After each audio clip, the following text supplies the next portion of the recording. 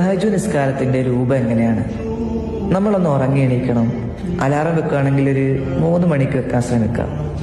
അതാണ് രാത്രിയുടെ 3-ാം യാമം ആരംഭിക്കുന്ന സമയം. ആ സമയത്താണ് നമ്മുടെ റബ്ബ് 1-ാം ആകാശത്തേക്ക് ഇറങ്ങി വരുന്നത്. അങ്ങനെ എണീറ്റിട്ട് വുളു എടുത്ത് ഈ 2 റക്അത്ത് നിസ്കരിച്ചു തുടങ്ങുക. ഖിയാമുൽ ലൈൽ എന്ന നിയ്യത്തിലോ തഹജ്ജുദ് എന്ന നിയ്യത്തിലോ ഒക്കെ നമുക്ക് നിസ്കരിക്കാം. രണ്ടും ഒന്ന് തന്നെയാണ്, പേരിൽ മാത്രമേ വ്യത്യാസമുള്ളൂ. നിയ്യത്ത് വായ കൊണ്ട് ചൊല്ലി പറയേണ്ടതില്ല, മനസ്സിൽ കരുതിയാൽ മതി. ഈ 2 റക്അത്ത് വെച്ച് നമ്മൾ നിസ്കരിക്കുക. ഒറ്റയായിട്ട് അവസാനിപ്പിക്കണം. ഒറ്റയായിട്ട് അവസാനിപ്പിക്കുന്നതിനാണ് വിത്തർ എന്ന് പറയുന്നത്. 4 റക്അത്ത് നിസ്കരിച്ചിട്ട് 3 റക്അത്ത് വിത്തറാക്കാം. അങ്ങനെ 7 ആയിട്ട് നമുക്ക് എന്ത് ചെയ്യാം? അവസാനിപ്പിക്കാം. ഒറ്റയായിരിക്കണം അവസാനിപ്പിക്കേണ്ടത്.